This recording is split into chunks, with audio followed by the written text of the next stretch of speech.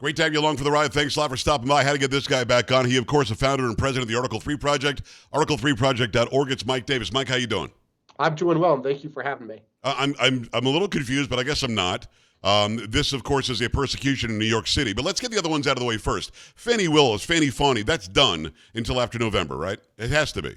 I think that's just done, period, because I think the Georgia Court of Appeals is going to disqualify Big Fanny's office because she took an illegal kickback when she paid her dumb, unqualified boyfriend, Nathan Wade, $700,000, $250 an hour, including his 2 meetings with the Biden White House, including the Biden White House counsel, before Big Fanny brought her big, dumb RICO indictment against President Trump and 18 others. She took illegal kickbacks in the form of these lavish trips around the world, Belize, the Caribbean, Napa. She's a Grey Goose girl, remember?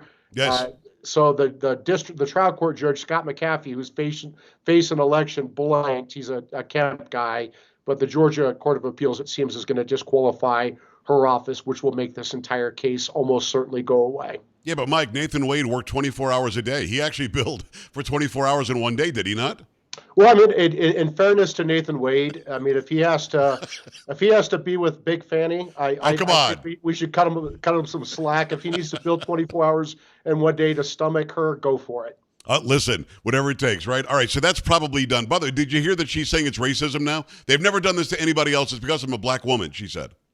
She's just absurd with her arguments. Remember, she's the one who went to the black church in Atlanta and defamed a co-defendant, Mike Roman, and essentially accused him of racism for his allegations that it ended up being true. I think Big Fanny should lawyer up because she almost certainly is going to face a federal indictment, maybe even from the Biden Justice Department, because she's dead weight now. She's not useful anymore. And the Democrats, if you don't deliver for the Democrats, they destroy you. Article3project.org is the website. It's the number 3, article3project.org. It's Mike Davis.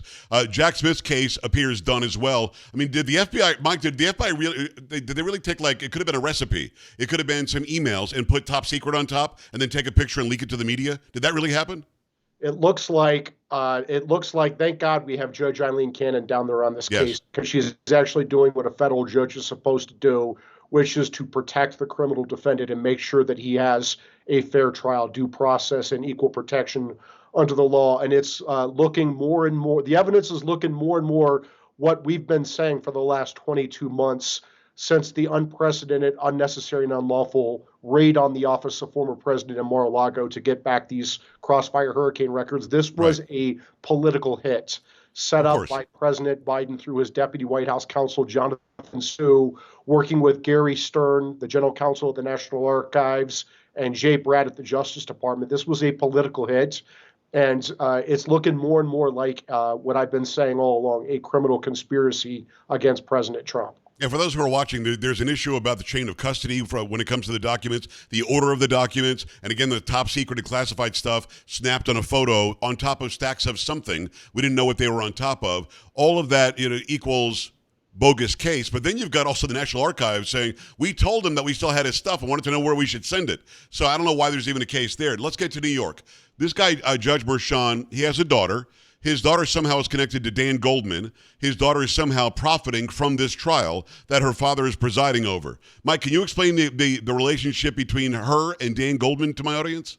Yeah, Lauren Merchan runs a Democrat campaign consultant and fundraising company. She's fundraising for Biden, Kamala Harris, Adam Schiff, Democrats. Now apparently she's tied to Goldman. She gets a percentage of whatever she raises, right? So if she has clients and she's raising money for them, whether it's Adam Schiff or Dan Goldman, whoever it is, she gets a percentage of that. Usually it's about 10%.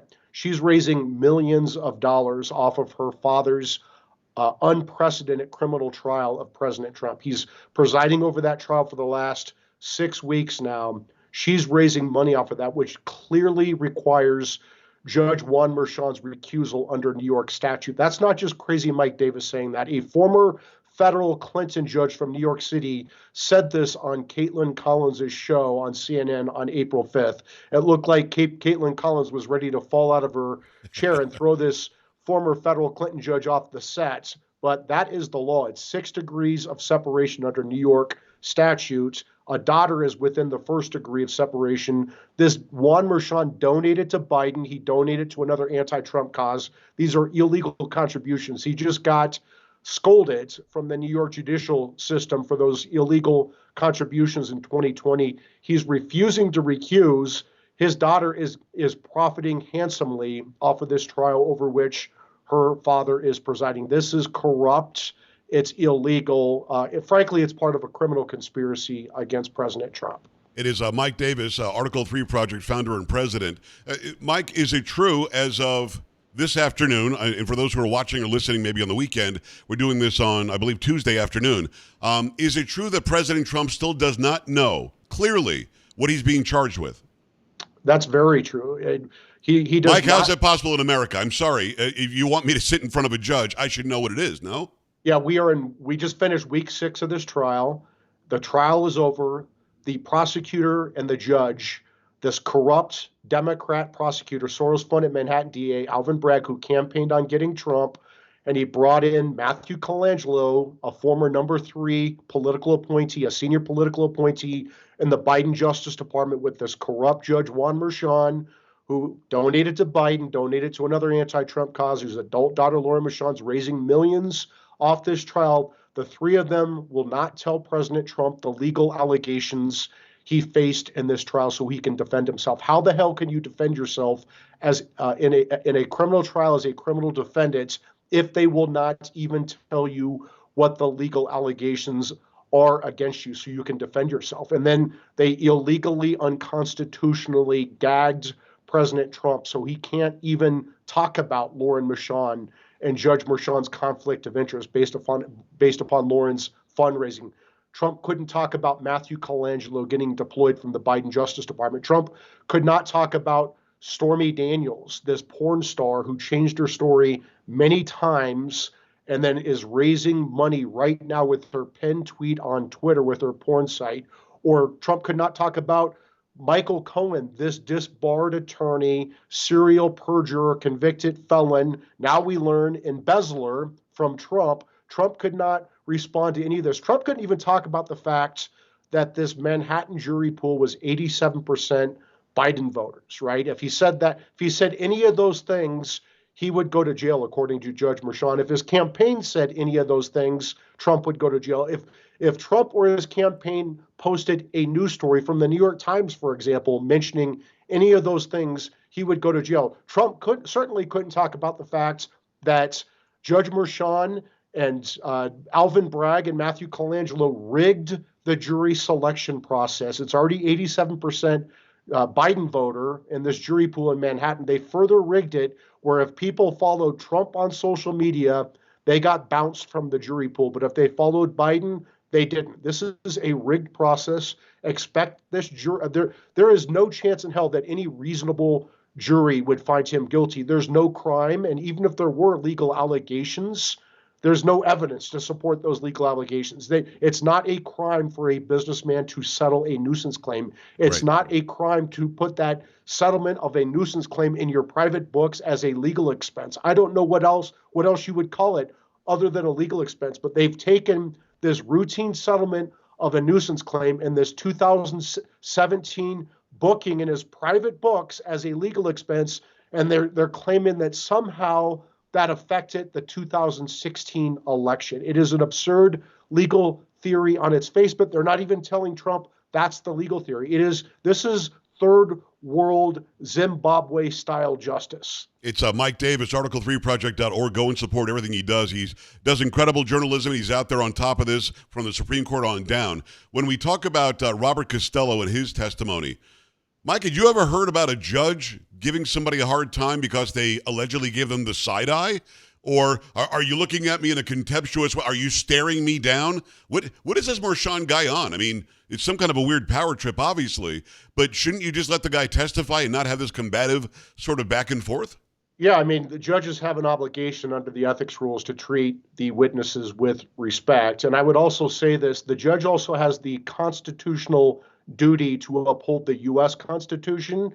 I don't know what third world constitution he's using in this trial. Yeah. But remember, there is a constitutional right to a public trial. And the fact that this judge shut down the courtroom and threw out the public and threw out the press to have this backroom discussion with this witness is clearly unconstitutional. It is a clear constitutional violation to throw out the public.